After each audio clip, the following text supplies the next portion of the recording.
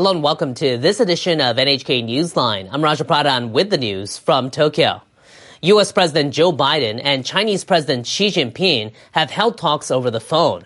They came as Beijing has been harshly criticizing U.S. moves regarding Taiwan. Thursday's call between the leaders was the first time they've spoken since March. The White House says the talks lasted over 2 hours. Topics likely included Taiwan and Ukraine.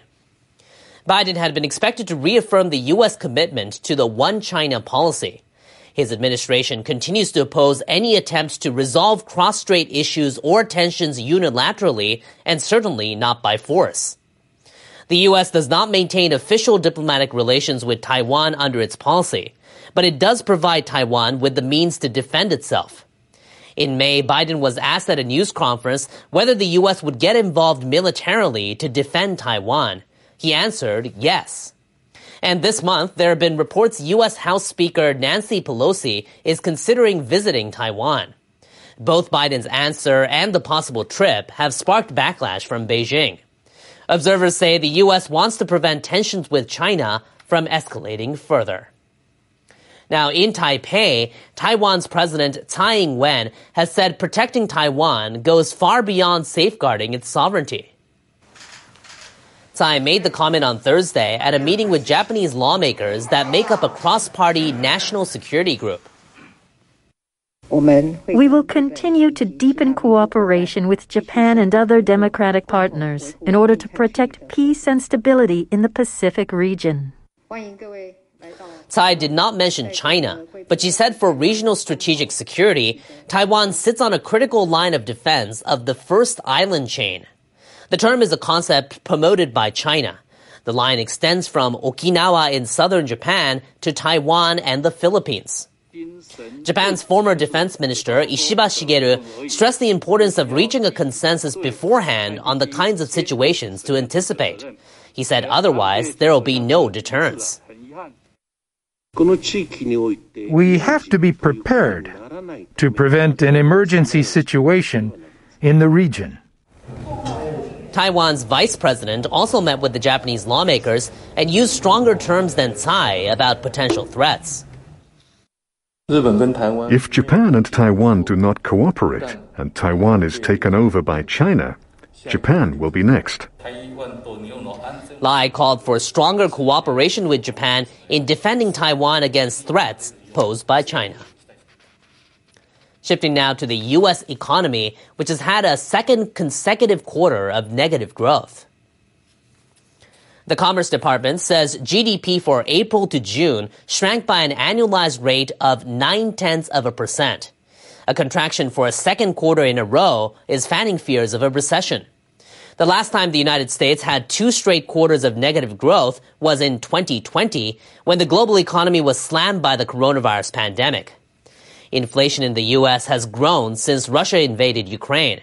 The Fed has hiked interest rates to try and keep it under control, and the effects now appear to be showing up in the growth figures.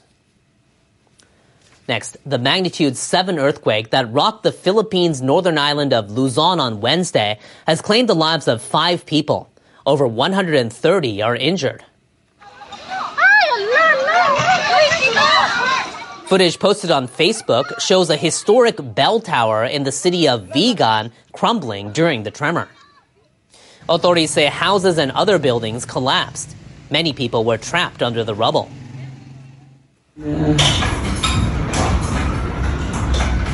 The quake also rattled the capital, Manila, which is hundreds of kilometers away.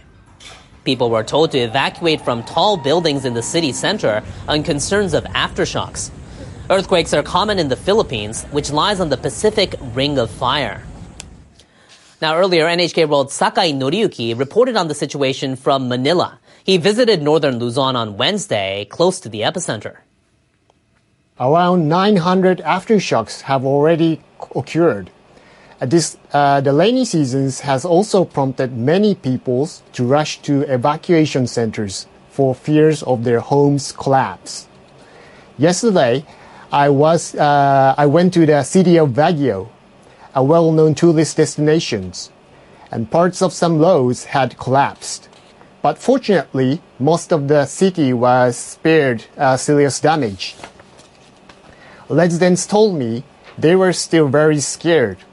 It brought back memories of the devastating quake there in 1990 that killed over 2,000 people. But only a few hours' drive away, the situation was much more serious. In the city of Vigan, the quake damages homes and heritage buildings. The locals describe their fears as they watch the destructions taking place. The rocks from our church's bell tower fell. The cars were bumping with each other. I could hear people screaming from a nearby McDonald's, so people rushed outside to the plaza and started crying out of fear. Many roads are closed, make it difficult for relief workers to deliver their supplies. The government needs to quickly assess the overall extent of the damage and provide the support. Moving now to Ukraine, where there are more civilian casualties and destroyed infrastructure as Russian forces continue their attacks on the country's east and south. Now, residents in the Donetsk region are being advised to leave. Russia is trying to seize all of Donetsk. The region's governor says 5 civilians were killed and 8 injured on Wednesday. A senior Ukrainian official says the country's second-largest thermal power plant has been seized by Russians in the region. Deputy Prime Minister Irina Vereshchuk says Moscow is intentionally targeting infrastructure, causing issues with supplies of gas, electricity, and water. She's calling on residents in the Donetsk region to evacuate. Further west, Ukraine's counteroffensive is gathering momentum in the Kherson region. That's according to an intelligence update from the British Defense Ministry.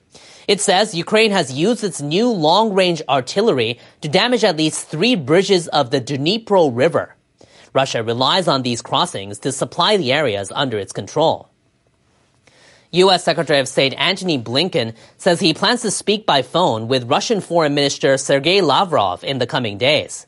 It would be their first talk since the invasion began in late February.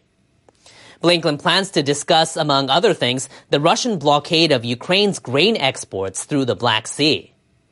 A joint coordination center opened in Istanbul on Wednesday to monitor shipments of grain from Ukrainian ports to ensure their safety. The center was set up based on an agreement between Ukraine, Russia, Turkey, and the United Nations. But it remains unclear whether the center can truly help amid Russia's ongoing attacks on southern Ukraine. Russia's defense ministry says it plans to start large-scale military drills in the Far East late next month. Observers suggest military chiefs want to show they have ample manpower despite the conflict in Ukraine. The Russian Defense Ministry says the Vostok exercises will take place in the Eastern Military District from August 30th to September 5th. The drills are held every 4 years. China's Army and Air Force took part for the first time in 2018. The Russian announcement said foreign troops will also take part this year, but did not name any countries. It said the exercises will use 13 training grounds, including some on the islands Japan calls Etorofu and Kunashiri. They're among 4 Russian-controlled islands claimed by Japan. The Japanese government maintains the islands are an inherent part of Japan's territory. It says they were illegally occupied after World War II.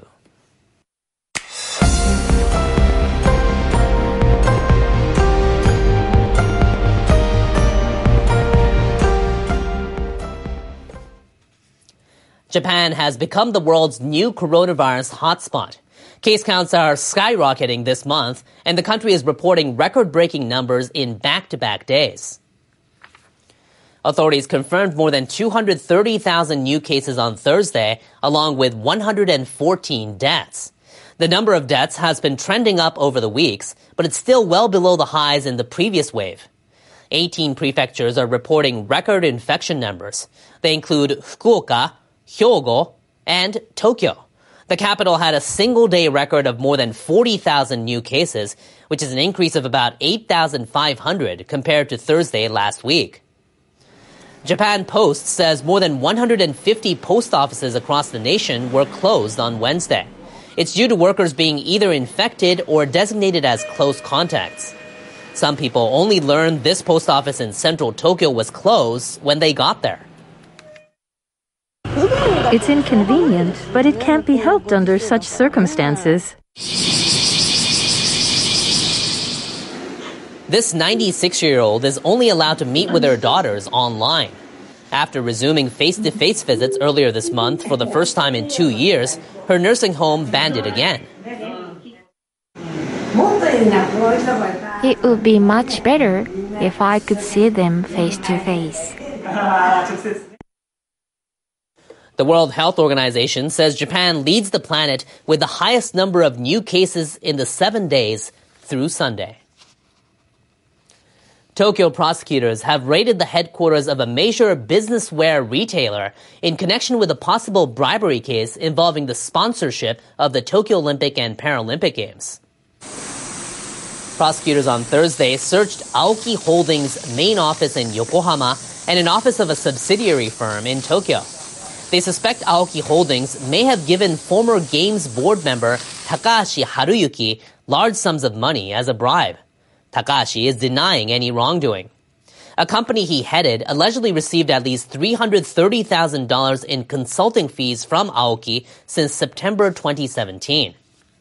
Aoki Holdings sold suits and other items with Olympic branding on them based on a sponsorship agreement with the Tokyo Games Organizing Committee.